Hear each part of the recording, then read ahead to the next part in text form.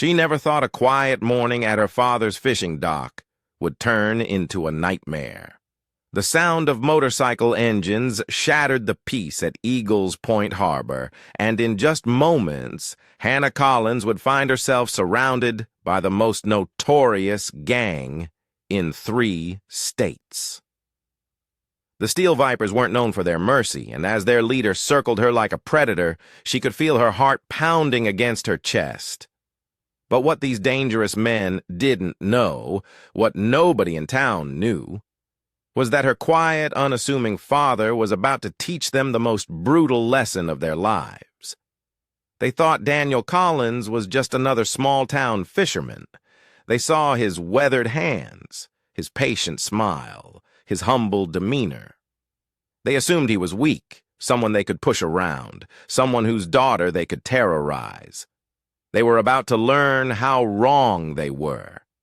In the next few minutes, the Steel Vipers would discover that they hadn't just picked on any fisherman's daughter. They had threatened a Navy SEAL's little girl.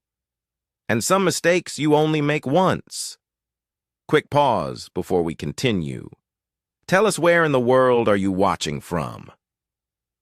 If you're enjoying these stories, make sure to hit subscribe because tomorrow's episode is absolutely mind-blowing. The morning mist clings to the surface of the lake at Eagles Point Harbor, where the gentle lapping of waves against wooden docks creates a symphony of serenity. Hannah Collins stands at the edge of her father's weathered fishing pier. Her breath is visible in the crisp morning air.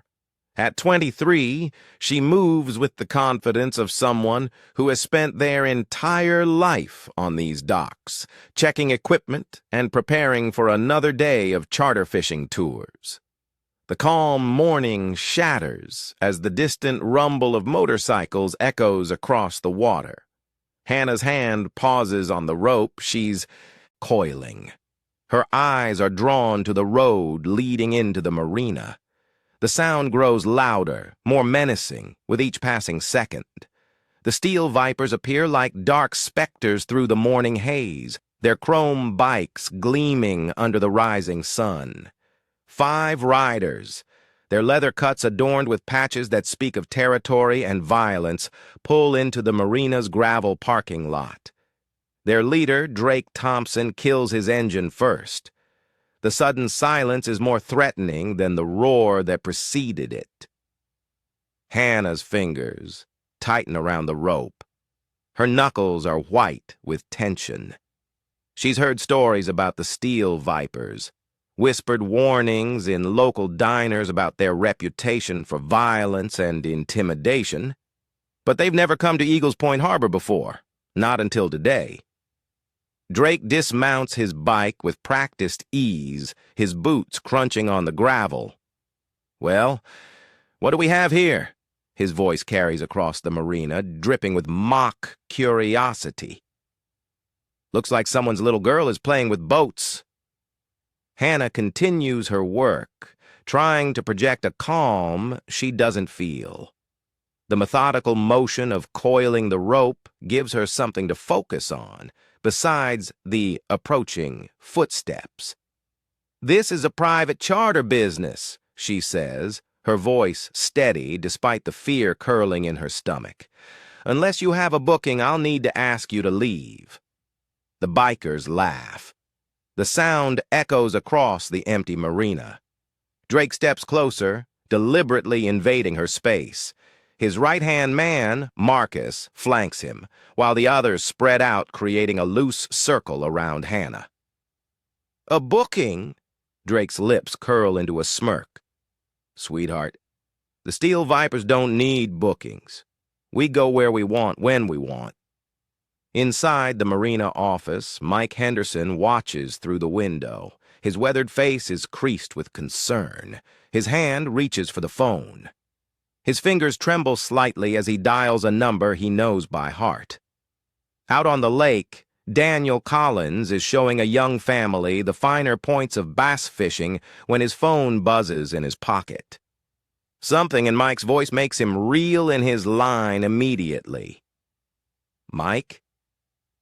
Dan, you better get back here. The steel vipers just rolled in and they're circling Hannah like sharks. Daniel's jaw tightens, but his voice remains calm. I'll be right there. He turns to his clients with an apologetic smile. Folks, we're going to have to cut this morning's lesson short.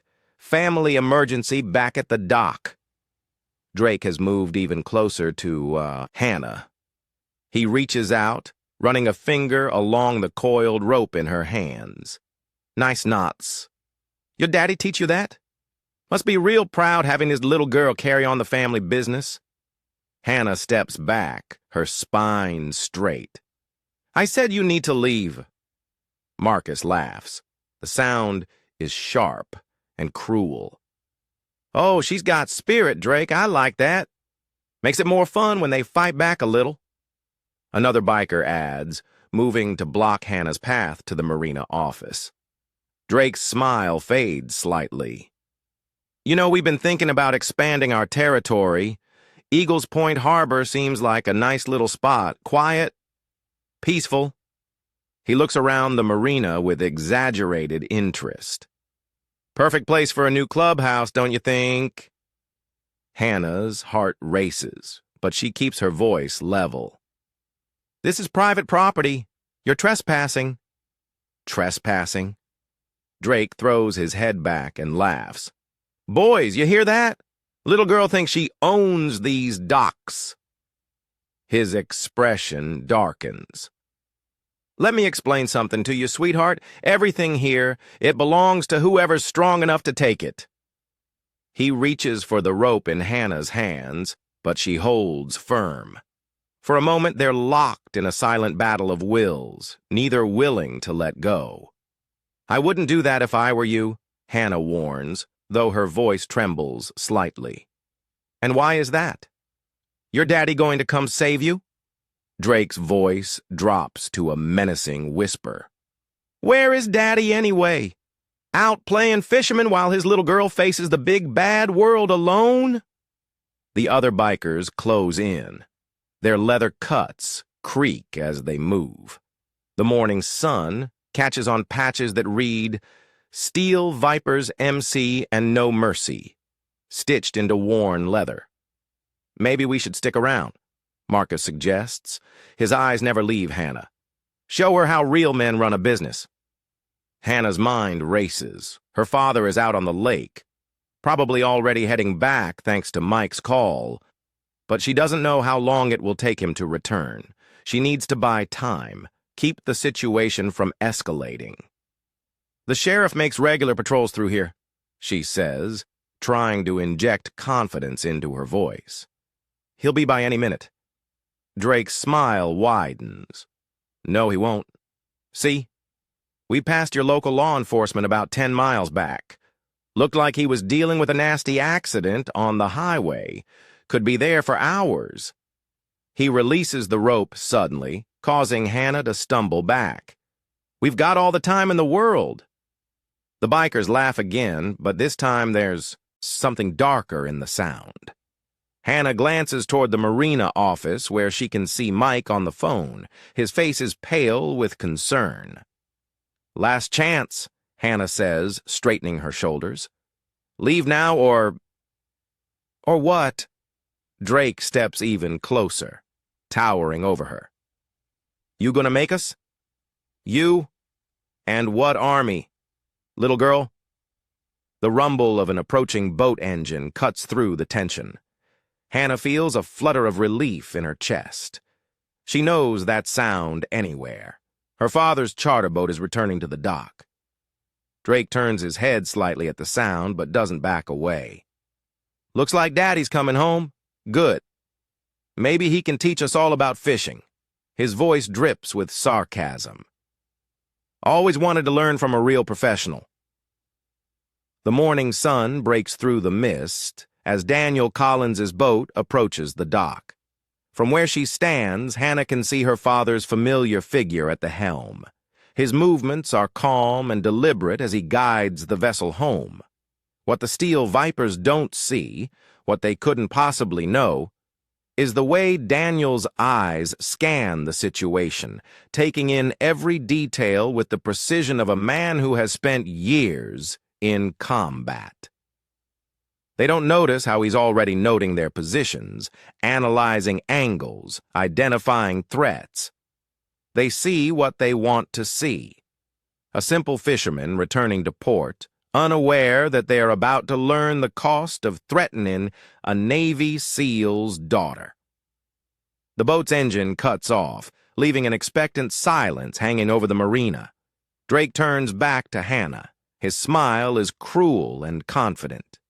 Now, the real fun begins.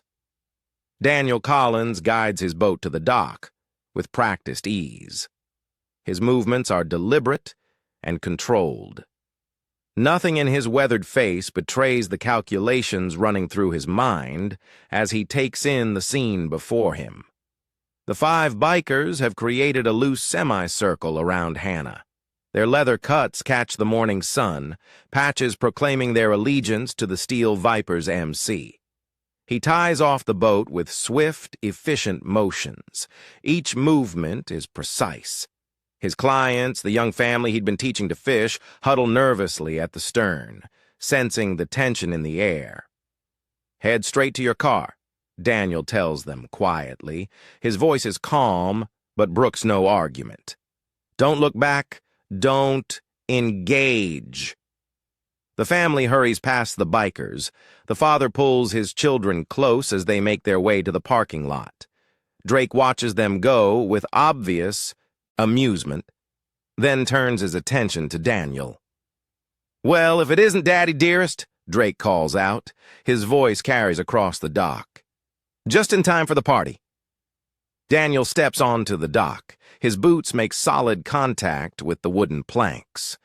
He moves unhurriedly. Each step is measured and deliberate. To the bikers, he looks like any other middle-aged fisherman. Weathered jeans, faded flannel shirt, years of sun etched into his face. They don't notice how he's already mapped out every possible angle of approach, every potential weapon within reach.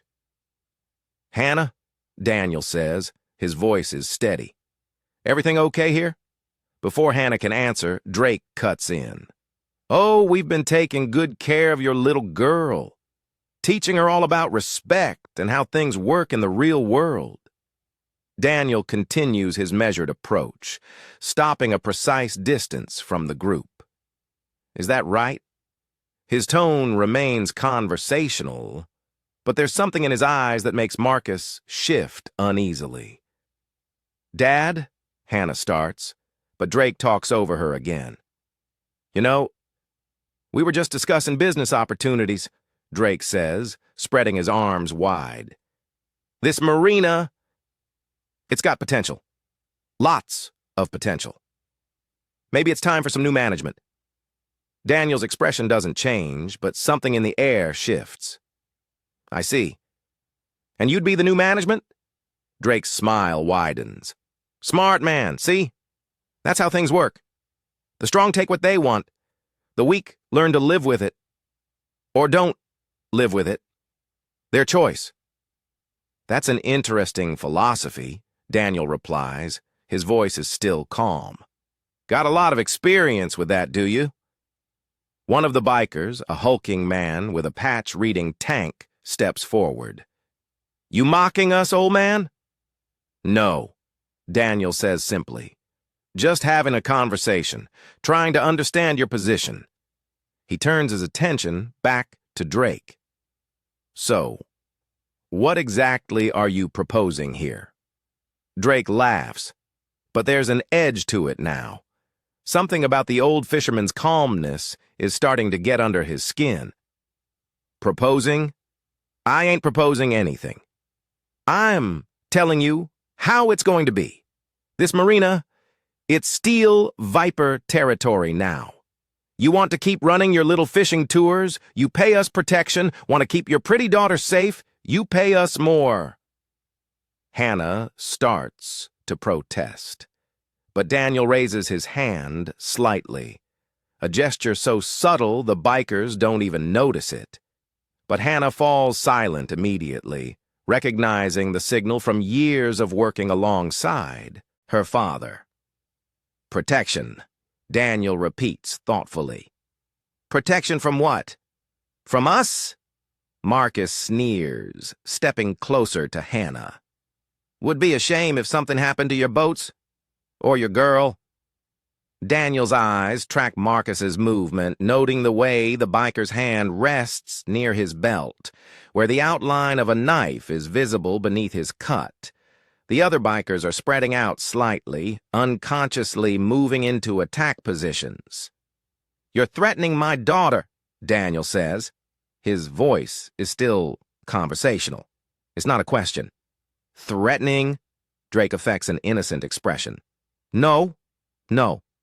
Just explaining the facts of life. The strong survive, the weak, well, they learn their place. Daniel nods slowly. I understand. And you consider yourself strong? Something in his tone makes Drake pause, but the biker leader covers it with a laugh. Look around, old man. 5 of us, 1 of you. Your daughter's pretty, but she doesn't count. Math ain't that hard, is it? Numbers can be deceiving, Daniel replies mildly. Tank takes another step forward, cracking his knuckles. Nothing deceiving about a beaten old-timer? Dad, Hannah says again. Concern is evident in her voice. She's seen her father calm before, but this is different. This is the kind of calm that comes before a storm. It's okay, Hannah, Daniel assures her. His eyes never leave Drake. These gentlemen are about to learn something important about strength. Drake's amusement begins to fade, replaced by irritation. The old man's continued calm is starting to feel like disrespect. Only thing getting learned here is you, Pops. Last chance. You want to do this the easy way, or we giving your daughter a front row seat to watch her daddy get broken? Daniel takes a single step forward. The movement is so smooth, so controlled, that Drake unconsciously takes a half step back before catching himself. Let me be clear, Daniel says, his voice dropping slightly. You came to my marina, you threatened my daughter, you're talking about taking what isn't yours. That tells me you don't understand the first thing about real strength. That right?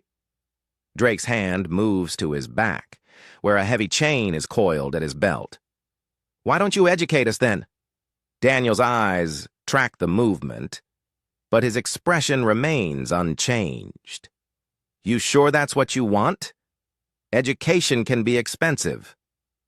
Telling and preparing this story took us a lot of time, so if you are enjoying it, subscribe to our channel. It means a lot to us.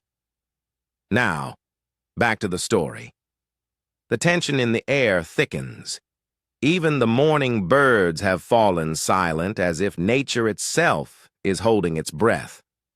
Hannah watches her father, seeing subtle changes in his posture that the bikers missed. The slight shift in his weight, the way his hands hang loose but ready at his sides. You got a smart mouth for an old man, Drake snarls, his patience finally snapping. Maybe we start by shutting it permanently. He nods to Tank and Marcus, who begin to move forward.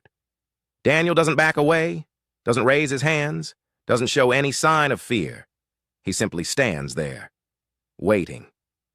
Last chance, Daniel says quietly. Walk away now, and we forget this happened. Drake pulls the chain from his belt, letting it dangle. Oh, we're way past walking away, old man. Way past that. The morning sun breaks through the clouds, casting harsh shadows across the dock. In that moment, as the bikers tense for action, Hannah sees something change in her father's eyes.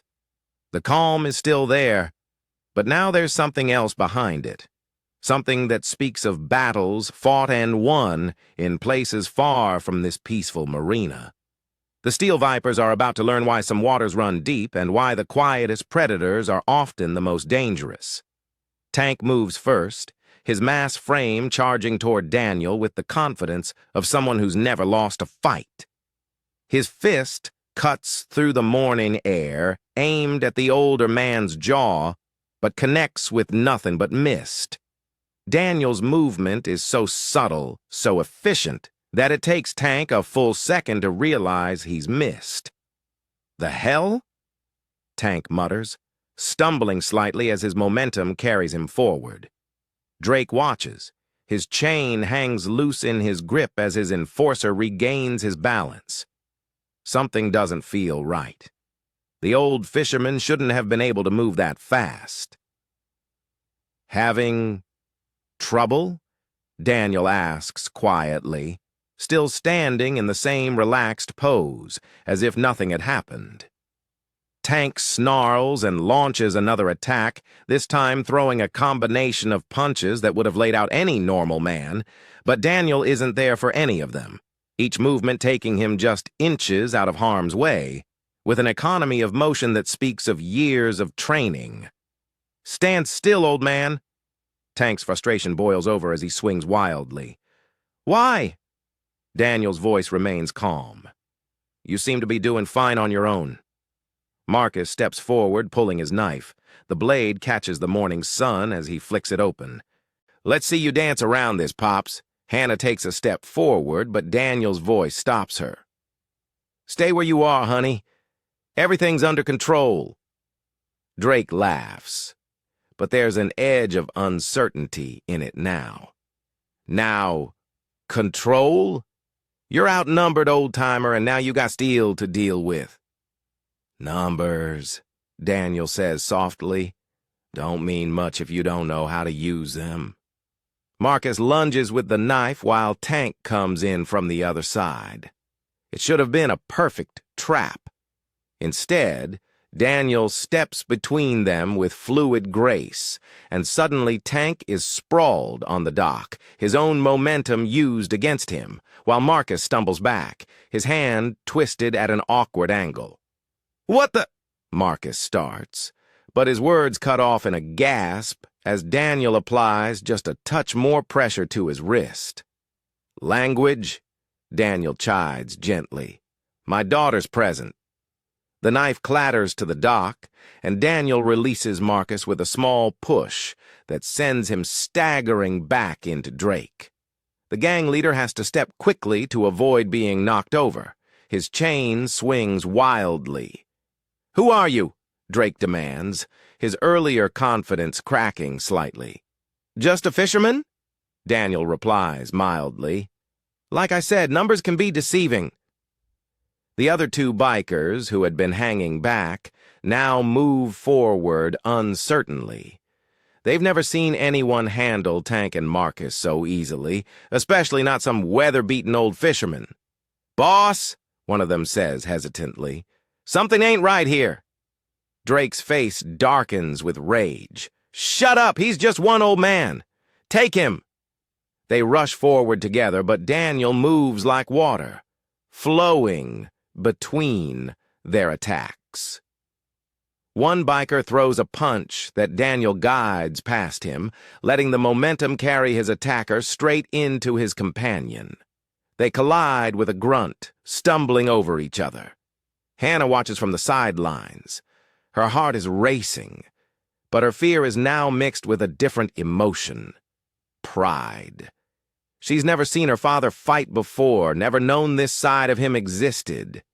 Yet here he is, handling 5 dangerous men with the same calm precision he uses to navigate storm-tossed waters. "Dad!" she calls out as Tank struggles to his feet again. "Behind you!" But Daniel is already moving, stepping aside as Tank's wild charge carries him straight into one of the dock's wooden posts. The solid thunk of skull meeting wood echoes across the marina, and Tank drops like a stone. "Anyone else?" Daniel asks, still in that, same conversational tone. Drake's knuckles whiten around his chain. "What kind of fisherman are you?" The kind who's giving you one last chance to leave, Daniel replies. Take your friend there. He nods at Tank's unconscious form. And go before this gets serious. Serious. Drake's laugh has an edge of hysteria to it now. You think this is a game? No, Daniel says, his voice dropping slightly. I think this is you making a series of increasingly poor decisions. Would you like to make another one? Marcus has regained his feet, rubbing his wrist and glaring at Daniel. Boss, this guy, he's not normal. Shut up, Drake snaps. All of you, take him down now. The remaining conscious bikers look at each other uncertainly. Their earlier confidence has evaporated in the face of Daniel's inexplicable skill. Even Drake seems less sure. His chain is now held defensively rather than as a weapon. I can do this all day, Daniel tells them calmly. But I've got charters booked this afternoon, and I'd hate to disappoint my clients. You think this is over? Drake demands, though he takes a small step back. You think you can embarrass the Steel Vipers and just walk away? I think, Daniel replies, that you came looking for easy prey and found something else entirely. The question is, are you smart enough to learn from the experience? Drake's face contorts with rage. With a roar, he swings the chain in a deadly arc toward Daniel's head. The metal whistles through the air, and then Daniel isn't there anymore. The chain's momentum carries Drake off balance, and suddenly he's falling. The world's spinning around him as Daniel uses his own weight and motion against him. Drake hits the dock hard. The chain clatters away across the wooden planks. He looks up to find Daniel standing over him, still with that same calm expression. Now, Daniel says quietly, about that education you wanted. The morning sun has risen fully now, burning away the last of the mist. In its clear light, the Steel Viper's fearsome reputation seems to be evaporating just as quickly, leaving them looking like what they really are. Bullies who finally picked the wrong target. And Daniel Collins, the simple fisherman they'd so badly underestimated, is about